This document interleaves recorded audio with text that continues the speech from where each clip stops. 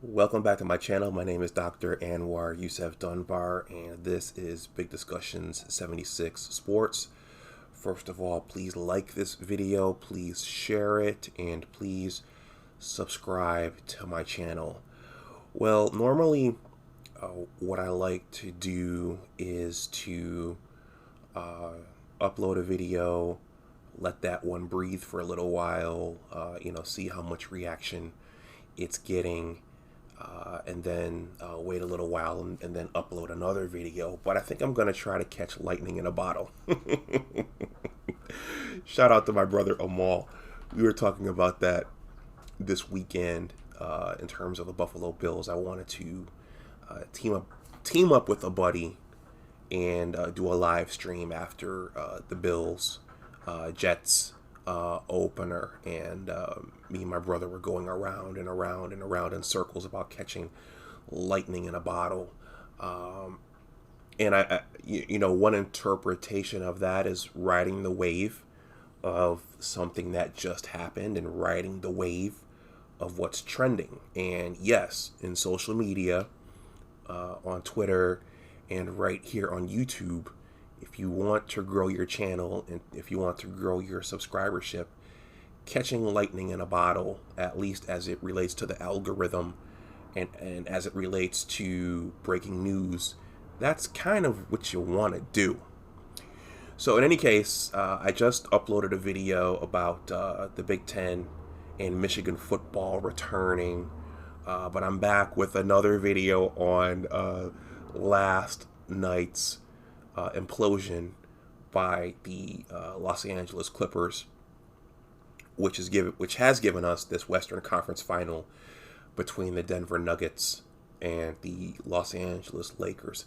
Speaking of the Los Angeles Lakers, as expected, Laker fan is running around pissing on everything and defecating on everything, and Laker fan is doing his victory lap and declaring that they're the only LA team and that there's only one LA team, and they're dragging Kawhi's body around the outside of the gates. That's a reference to Troy, where Achilles defeated Hector and dragged his body around the outside of the city so his family could see it. So everyone's rejoicing on the Clipper loss now, but Doc Rivers, it seems, did the honorable thing, and he is owning the meltdown himself. And in my live stream last night, and even throughout these last 3 games that the Nuggets won, that's a question that I asked. What is Doc Rivers and his staff doing? Why haven't they drawn up some sort of game plan to slow down what the Nuggets are doing? And why is their offense falling flat in the second half of these games? And so I'm going to leave this article in the description box below for those who want to read it. This is actually on the ESPN website, and it reads, Coach Doc Rivers says he'll take the blame after the LA Clippers were eliminated from the playoffs. And so I'm just going to say that, again, everybody's celebrating. Well, not everybody. Laker fan is celebrating, the Clippers loss, and they're running around and urinating and defecating on everything, and dragging Kawhi Leonard's body around the outside of the city. And there was just a funny video someone tagged me on in Facebook.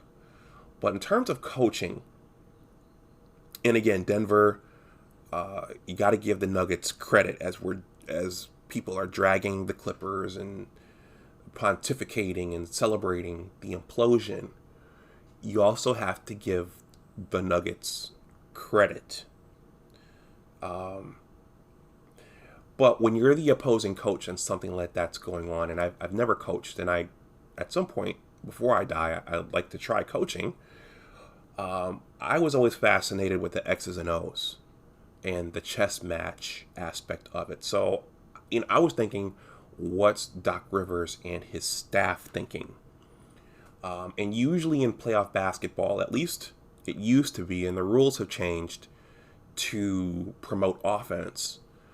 But was there a chess move that could have been made to take something away from the Nuggets to make them adjust? Now, I'm sure there's someone out there who would say it wouldn't have mattered. And all of this is speculation at this point. But I'm wondering, and I was wondering, why Doc did not make an adjustment to try to, for example, play Jokic one-on-one straight up to stop him from shooting those three-pointers in such a way that you wouldn't create those open shots for the other players. Why did he not make an adjustment to stay at home on the other players and maybe allowing Jokic to get off but staying at home on the other players? That's what I'm trying to say. Why was some adjustment not made? And then on offense, why did the Clippers settle for all of those outside shots? Why were players like JaMychal Green and Marcus Morris allowed to take all of those shots? I'm not saying they didn't have the ability to knock those shots down, because they clearly had the range. But down the stretch of a close playoff series, you typically want your main guys taking those shots and putting pressure on the defense and getting to the foul line and initiating contact. The Clippers almost looked lost out there down the stretch of those games. So something was wrong. In the article, it says that, they didn't have enough time to put the chemistry together. Players were in and out of the lineup all season. Players were hurt, and that's true. But they just looked lost when it mattered most. Now, the other thing I'm going to close with is that your most effective coaches and your best coaches and your greatest coaches can mentally rally the team. They can mentally galvanize the team and get them to rise to the moment. And that's the other thing that I saw in this series, especially over the last 3 games. There was a mental collapse somewhere. And so coaches are in large part psychologists, and coaches in large part have to play the role of psychologist and spiritual leader and pack leader. And down the stretch of those last 3 to 4 games, I don't know that Doc Rivers was able to do that for his team. And you usually want to see your number one get angry. Your number one and your number two. And if it's working right, you should see the rest of the team feeding off the number one. So there were a couple of things wrong. I thought that in terms of X's and O's and adjustments, I thought the Clippers coaching staff failed there. And then the decision making and the strategy on offense, I thought that the Clippers coaching staff failed there. And I think just rallying the troops in a crucial moment, I thought that the Clippers coaching staff fell there. So now just also keep in mind, I said this in my live stream last night, the coaches can't go out and play the game themselves. But they're responsible for preparing their teams for the moment. So I think I'll stop this here. Again, I didn't intend to create another video today, but I'm looking at all the trash talking and the pontificating, and I'm looking at Laker fan running around urinating and defecating on everything and dragging Kawhi Leonard's body around the outside of the city. And I just wanted to say a few more words. I applaud Doc Rivers for stepping up and taking ownership of it. His players are going to get dragged for this, especially Kawhi Leonard, who Laker fan was very bitter about for signing with the other team. And especially Laker fan who feels like there's only one team in Los Angeles.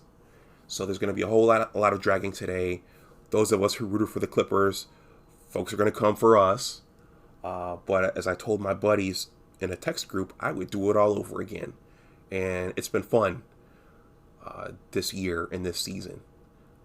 Regardless of what happened last night, it's been fun. It's been a fun ride. I really hadn't had an interest in the NBA in a long time prior to this season. So Kawhi signing with the Clippers, for me, made this season fun. So I'm going to stop this here. Laker fan, if you want to come roast me and attack me, that's fine. But again, as I've said with my Michigan football content, the analysis you're going to get here is going to be practical and pragmatic, like a scientist. In any case, let me know what you think in the comments section below. Please like this video, please share it, and please subscribe to my channel. And as always, remember that your attitude determines your altitude. Take care, and I'll talk to you the next time. Oh, and if you want to listen to my reaction from last night's game, you can, I think I called that video the Clippergeddon, which it turned out to be the Clippergeddon. All right, I'm out of here. Talk to you later. Bye-bye.